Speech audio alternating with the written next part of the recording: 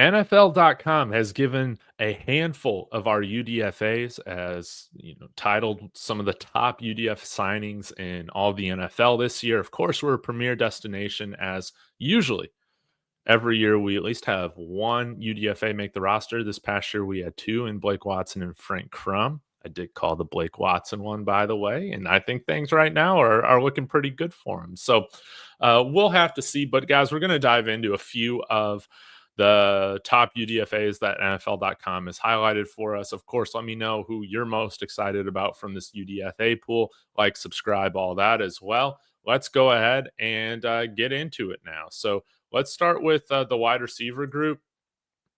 This is pretty interesting. Let's pull it up here.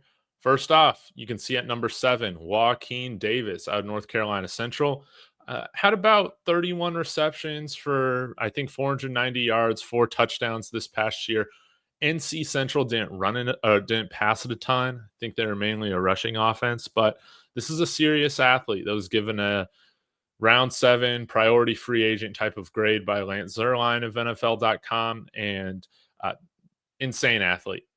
Insane athlete. You might say, okay, why is he an insane athlete? Again, 6'4", ran a 4.36 40-yard dash, as you can see, 9.33 on the RAS. Vertical, 442 inches. Broad, over 10 feet. This is a serious athlete. He's pretty underdeveloped as a route runner, but he's kind of like a big 6'4" block of clay with wheels. I'm excited to see what we can do with him. And then let's get to number 12 on this list, Jerjuan Newton. Not as good of an athlete, a different type of guy, but I think, ran a 4.6 40, but when you turn on the tape, and check out his highlights, much faster than that, much shiftier. I guess you saw that show up in the shuttle with the 4.13, but 5'10", 194 pounds. I think that he's a better athlete than what this RAS score says. And I think people are pretty excited about him. When you look at his production at Toledo's all-time record holder in receiving at Toledo. So this past year, though, 72 receptions, 1,000 yards, 11 TDs. He's an interesting playmaker. No doubt about it. You just want to get the ball in his hands. Let's see if he can add something in the return game. Hasn't had a ton of returns, only one punt return, handful of kickoff returns, which is good. So he might have to make his case there. I think he will, but somebody that I'm very intrigued about, Jerjuan Newton, no doubt about it. But probably who I'm most excited for is, let's get to the offensive line category. And you'll see we got a handful of guys, not the offensive tackle, interior offensive line. So we didn't get Seth McLaughlin. He stays in state at Ohio to just go to the Cincinnati Bengals. And he's out this year because of an Achilles. So you're talking about a guy, who's the next guy that actually can play? It's Clay Webb, Jacksonville State. This is exciting, very exciting. Of course, you guys have probably heard, what he was sued for, allegedly, letting go inside a Powerade bottle. But, that was years and years and years ago. And you hope he's allegedly learned something from that. And by all accounts, at Jacksonville State interview process this year, he's, you're not the same guy you were when you were, 17. He's 25 years old now, big time athlete. PFF had him on their draft board. You can see very good run block and zone grades, slated at left guard for the past 3 years at Jacksonville State. Started out at Georgia as a 5-star guy and then transferred out once this lawsuit from high school hit. I'm not even sure how it was settled. I'm sure it was settled in some sort of way. But Clay Webb's a very good player, all-conference guy at Jackson State there in the Sun Belt Conference.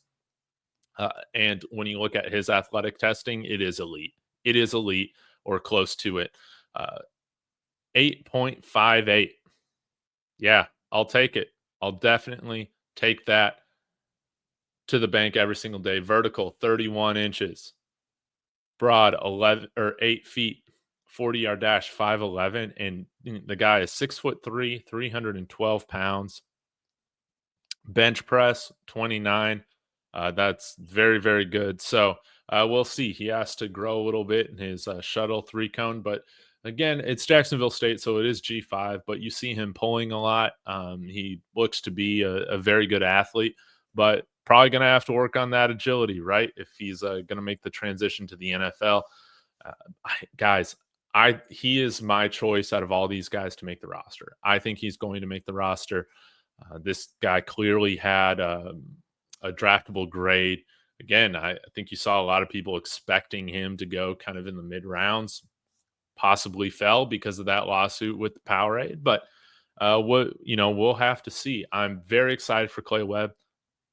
I'm planting my flag. I think he's going to make the roster and possibly could take over for Ben Powers, could take over for Wattenberg or Forsyth here at some point. But a guy that should have the ability to play center as well. Seems like a very, very good value that we got him here as a UDFA. No doubt about it. Now, getting back to this list, you'll also see another number 9, Xavier Truss out of Georgia. So 2 Georgia guys, one that stuck with Georgia all the way through, the other one transferred to Jacksonville State. But you can see here, started a handful of games this year, mainly at right tackle. I think he will probably be more of a guard, like NFL.com is saying, but I'm sure they give him a shot at both here, at least in rookie minicamp, to kind of just see how he looks. But pass blocker graded out very well with that. And again, I think one of the reasons why people think that he might be a better guard at the NFL level is because he did give up 4 sacks this year in the SEC at right tackle for the most part. So, going to be interesting to see how he transitions. But a starting offensive lineman from Georgia, you can't have enough of those guys. That's how I feel about it. And when you look at his RAS, not the 9 or so that Clay Webb has, but still serviceable. They're essentially 7 overall. Biggest thing, 6'7". So maybe he is a little tall for playing guard, but they have him listed here as a guard, and NFL.com has him listed as a guard. I think he's probably better suited for that, but that is a little tall for a guard at 6'7". Is he going to be able to get the leverage with his pad level as needed? We'll have to see. But an interesting guy. Of course, we still have Frank Crum and Alex Palczewski, Matt Pert over at tackle. I do feel like his quickest path to playing is at the guard position. And lastly, we can talk about let's get to linebacker here. I think we had a linebacker on here. Yeah, Karene Reid out of Utah. A guy that I think a lot of us saw going drafted. They had him measured here at 6 foot, 231 pounds, and very productive. All Pac-12 guy for a couple of years, and then this year started 8 games, had some injuries, team captain, but still had 54 tackles, 3 sacks, 6 TFLs. When he was second team All Pac-12 in 2023, he had 67 tackles, 2 TFLs, and an interception for a touchdown, and 4 pass breakups, team captain. So you guys know we're partial to Utah guys. Again, we're probably one of the staffs that probably gets out to Salt Lake City the most, as it is very close by. And really, Denver and Salt Lake City, they're kind of isolated in the college and NFL landscape for the most part. So it makes sense why it seems like we have a really good relationship with Utah players. Of course, we drafted Caleb Lehner this past year, or Lohner, from Utah at tight end. Last year, Devon Villay, all that. But he's a guy, again, that I think has good instincts at the linebacker position, and I think could challenge for a linebacker spot.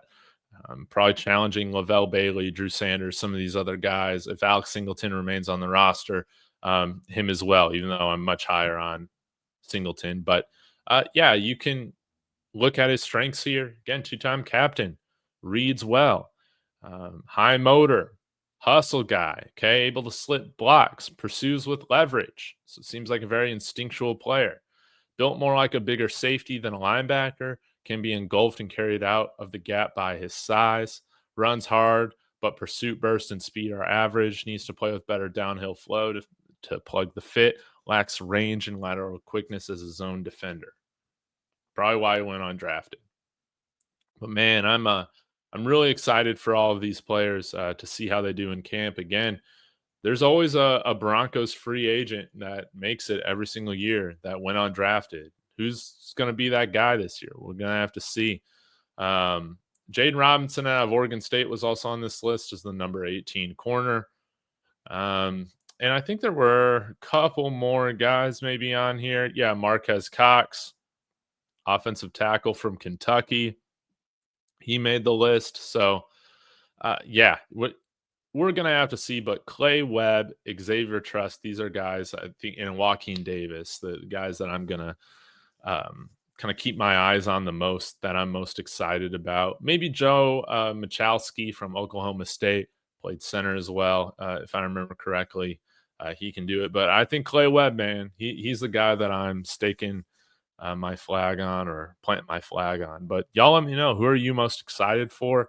I can't wait to see how rookie minicamp goes. I think that should be starting here very, very soon. So y'all have a wonderful day. I'll be back again soon. Like, subscribe, hit that bell for notification when I drop videos next. Go Broncos.